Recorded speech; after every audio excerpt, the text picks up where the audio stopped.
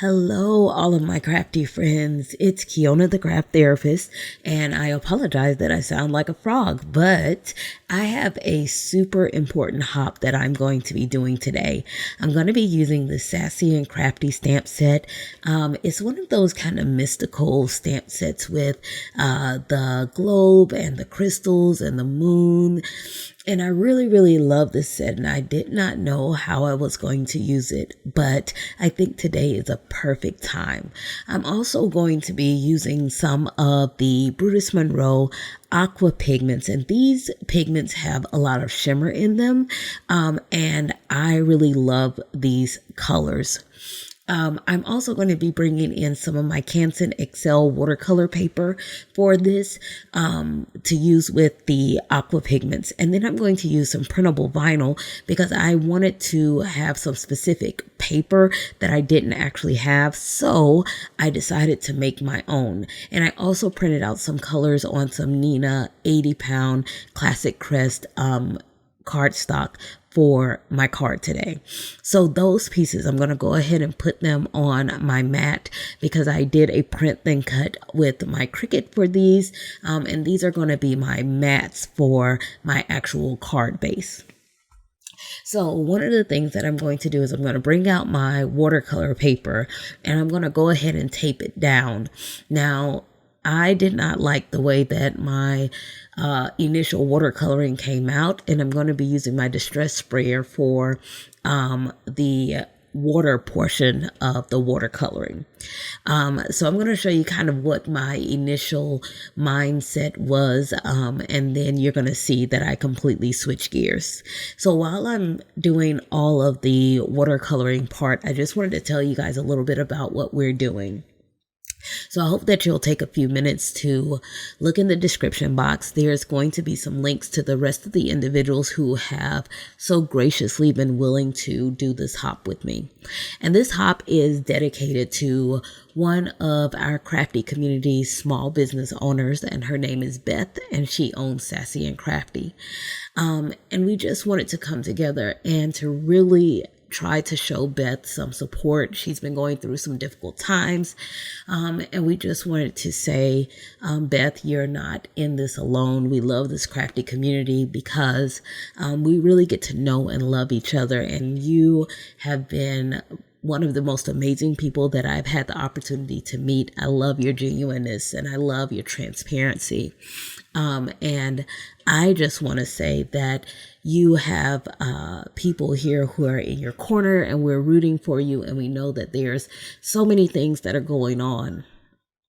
And we can't physically be there with you, but we all just wanted to do a little something to let you know that your crafty community is thinking about you. Our hearts are with you. And we are here cheering you on. So you guys are going to find that there are a total of 5 of us, and each video will be in my description box. I would love for you guys to, go along with the hop and look at all of the videos, give comments if you would like. If you have ever shopped at Sassy and Crafty, what is your favorite set from there? I would love for you guys to just take a minute and leave a comment in the comment section. And it doesn't have to be for anyone specific, but sometimes people just need to hear an encouraging word. They just need to see something, and you never know what encouragement you have that could be just what another person needs for today. So if you guys would do me that favor, and as you go along on the hop, just leave a comment of encouragement for someone, anyone that might be going along the hop with us too. Because I think that one of the primary reasons that this crafting community is so important is because most of us use crafting as an outlet. It is our therapy. It is our connection, and we become really attached to the individuals that we craft with, whether it be your content creators, your small business owners, just the people that you interact with on Facebook or in your groups. We form very strong bonds, and I think that we become very important to each other and really a part of a huge family. And I think that when some of us are going through things, we continue to look to our crafting as our outlet. And so to have people near and far that you know are there for you, genuinely a listening ear or a shoulder when you need it, I think is super, super important. So I would love for you guys to hop along with us with this encouragement hop, this I'm here for you hop, this community connecting hop. We did this especially for Beth, but I hope that this sheds some light on the fact that your crafting community really does become a part of your everyday life, a part of the circle of people that you can depend on. So I'm done with that spiel. I'm going to go back over here to the video and you guys can see what I've done. And I really started at this point not liking the way that this looked. So I was trying here to see if I could get it to maneuver in the way that I liked it. But then I was thinking I was going to have my Cricut do writing on top of it. And I didn't know whether it was going to show up because of how dark some of the pieces were going. And I was going for more of a background look. I didn't want it to stick out too much. I wanted it to be softer. And that wasn't what I was getting here. And so at this point, as it was beginning to dry, it wasn't all melding together. And so I decided that I was going to start over. And I decided to do more of a faded, washed out watercolor look for the background. So that's what you can see me doing here. I just started with that bubblegum pink at the top, and then I did the grape in the middle, and then that cactus blue is my bottom color. And I'm just kind of taking my watercolor brush, and I don't have any water in this brush. I have my water off to the side, and I'm just trying to do a blending to get them all to transition. And I'm going to use this as the front mat of my card and also the inside mat of the card where my Cricut will do the writing of my sentiment. And I think I like the way that this came out a lot better. I was initially a little bit concerned because I didn't think that I was going to get any of the blue onto the mat once I allowed the Cricut to cut it. But it all worked out really well. So I'm just using my heat gun here to begin the drying process and to try to avoid any warping that might happen. Also, sticking it down on a really sticky Cricut mat also helped with flattening out any of the warping that I had. So I'm going to go ahead and put that on my Cricut mat and press it down really good. And then I'm going to allow the Cricut to write out my sentiment that I want for my card. So here's what we end up with. And I have cut out, this is my front panel, and I had it write your up in the top because that's going to be a part of my front sentiment. And I also had it write the inside sentiment. So now I'm going to go ahead and bring in my Misty and our stamp set that we are going to use for today. And on the outside, I wanted to use the image that had the globe and the hands. And I'm going to try to get that as centered as possible. What I did was I used my ruler to measure the inside of that circle, and then I had my Cricut cut the circle out where I was going to try to stamp this. So it was a lot of trying to get everything to line up. And I'm going to use my anti-static powder tool that I often forget to use. And I'm using some of my Versamark Dazzle embossing powder. Or not embossing powder, embossing pad. And I'm going to use my Misty to kind of get that centered up because I do want to stamp that out twice so that I can make sure that I get a really, really good impression on this. I'm going to use the gilded superfine embossing powder from Brutus Monroe, and I'm going to just sprinkle that all over it. And then once I get full coverage on that, I am going to go ahead and use my heat gun to melt that all together. And I think it came out really, really pretty. I love the softness of it, but you also can see it. And so now I'm going to bring in my inside sentiment because I do want to do some stamping on the inside. A lot of you guys know that I love for the outside of my card to carry on over into the inside of the card. And I love to decorate the inside of my cards as much as I decorate the outside of the card. Sometimes I feel like I'm making 2 cards instead of 1.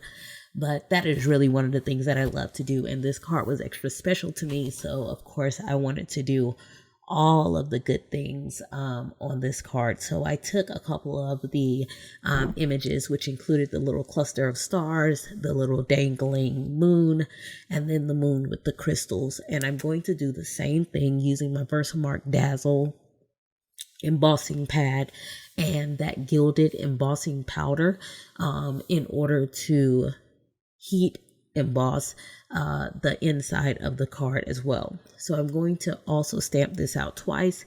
And like I said, using my Misty just allows me to make sure that I get the same placement every time, because I am not a person that is able to use a stamping block and get the stamping in the same place more than once. So I'm sure that there are a lot of others like me who are super happy to have a Misty. So after I get that heat embossed, that is what this looks like. And it just has so much shimmer. I think it definitely goes along with that mystic moon sky type of vibe, especially for me. I hope that it looks that way for you. I took a little bit of paper out of my stash that looks like a wood. It actually has a wood texture to it, and it had an adhesive back. And I cut out around the base portion of the globe because I wanted to make it look like it was sitting on a tabletop. So that was the look that I was going for here. The watercoloring is the background or the wall portion, and then this wood grain piece is the tabletop. Now I want to bring in some of these olive green stars that I have from Nuvo, and I thought that that would be a great addition to just tie everything together. So I'm going to use my fine point bottle, and I have my art glitter glue that I get from maymaymadeit.com. And I'm just going to put little dots of glue all the way around, kind of going into kind of a swooping motion, I guess is the best way to describe that. And I'm just going to line stars going all the way around, leading back around to the hands. So I'm going to use my Marby jewel picker to place each of these little stars, and this just gives just a little more shimmer and shine, and also is going to serve as my embellishments for the card for today. Now I didn't want to go overboard, but then I think that I don't know what overboard is or when to really stop. So I thought that I was done when I did this first set of stars. However, I found myself adding more glue and adding more stars because more is better, and I just love all the shimmer and shine that went along with this card, and I really liked the stars added to it, and it added kind of not only a pop of color, but it also added that embellishing look that I was kind of going for, but it still kept the card pretty flat.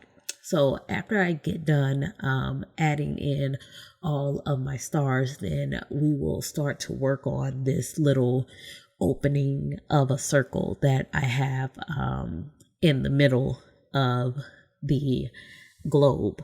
I feel like I'm saying the wrong word, but for some reason I cannot think crystal ball. That's the word that I was actually looking for. I've been saying globe, but I wanted to say crystal ball. So I'm actually going to work on finishing off the sentiment there. So this is what we end up with once I get all of the stars on, and I'm going to go ahead and do the exact same thing again, kind of bringing the outside of the card inside the card to have it all tied together. So I'm going to add a few of those stars. Well, not a few. I'm going to add a lot of them. A lot of these stars to the inside of the card as well. And kind of keeping with that same motion, I will say that I don't know why, but I really, really love those images of the moon with the crystals. And if I had to pick, I would say that that was probably my favorite image of this set. And I've just kind of been eyeing this set, and I'm just wondering when I was going to use it and what I was going to use it for. I don't know about you guys, but I really find myself having a person in mind when I'm making a card.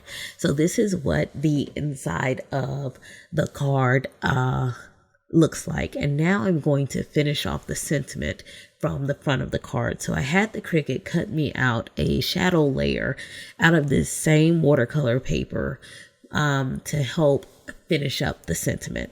So this word is going to say future. And so I used some of my Cricut vinyl, and I wrote it out in a really nice kind of thin font that had some, scriptiness to it.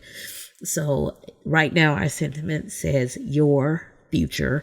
And so once I get that on there and get it placed, again, I'm going to place this flat. I really wasn't trying to create a huge amount of dimension for this card. So here is the future portion. So now we have your future. So I'm going to use my art glitter glue again to go ahead and glue that down to the front part of the card. And then we're going to finally get to that inside piece that I've been talking about. So for the inside circle piece, again, like I said, I did measure with my Cricut and tried to create the circle to be just a little bit bigger than that opening, because I want to glue it down on the back of it. So it's going to help bring together our sentiment. And I'm just going to put a bit of glue right around the outer portion of that circle opening to see if I can get it lined up really well, or at least get it to pick up so that I can then finish aligning it. And so it's going to say your future will be bright. And that's something that I'm trying to, or I want to convey to Beth, that we all go through things, and I know that the future will still hold to be a bright one. So I'm going to bring back in those pattern papers that I created with the print then cut feature on my Cricut, and I'm going to start matting all of my pieces together. I usually do 2 mats behind my card feature mat, and I usually do about an 1/8 of an inch border around each mat, leaving an 1/8 of an inch border for the card base as well. So for this card, I actually left 1/4 of an inch between my feature mat and the first mat. So the mat that has your future will be bright is 4x6, and then the one with the stars and the coral piece is 4.5 by 6.5, and then I have 4 3/4 by 6 3/4. I'm going to bring in some glossy accent because I do want this crystal ball to portray the look of glass. And so I'm just going to take my time and go all the way around and fill that entire circle in. I think I like the fact, I don't know if my glossy accent is kind of going bad or whatever, but it had kind of this misty look to it, and so I thought that that actually looked really cool. So I was wondering if it was going to go clear or not, and it did clear up a good bit, but it still had a little bit of that misty color. I'm going to use the same mats for the inside portion of my card, and the inside sentiment of the card says, Beth, just like the moon goes through phases, this too shall pass, because this difficult and rocky road that you're going through right now will not last forever. And hopefully you feel the support to make it just a little bit more palatable to bear. So here is the front and inside of my card. I'm going to use a dark card base. This is 110-pound weight cardstock, and I'm just going to use my bone folder to make sure that I get a nice crisp fold for our card base. And then we're going to go ahead and start with the placing together of the card. So the first thing that I'm going to do is put in the inside sentiment. And I really liked that coral cardstock that I created with the navy blue stars. And I did want to keep with that navy blue color. So I used some of the Brutus Monroe Midnight cardstock to make my card base so that it would be navy blue as well. Then I took that Cricut printable vinyl and created a inside piece for the left side of the card, just because I really liked the color and this pattern. And I thought that it went really well with the theme of the card. So I just took the backing away from one corner of the printable vinyl so that I could get it lined up and then hopefully get it to go on completely straight. And I think I did a pretty good job. So that's going to finish off the inside portion of our card. Now we're going to go ahead and glue down the front of the card, and I'm putting the glue actually on the card base because that glossy accent is still wet and I did not want it to move around. So here we are, finishing up our card. Thank you guys so much for being a part of this hop. I hope that you guys enjoy and hop along, and please leave some encouragement for anyone who might need it. Have a great day, and I will see you guys soon in the next video. Bye.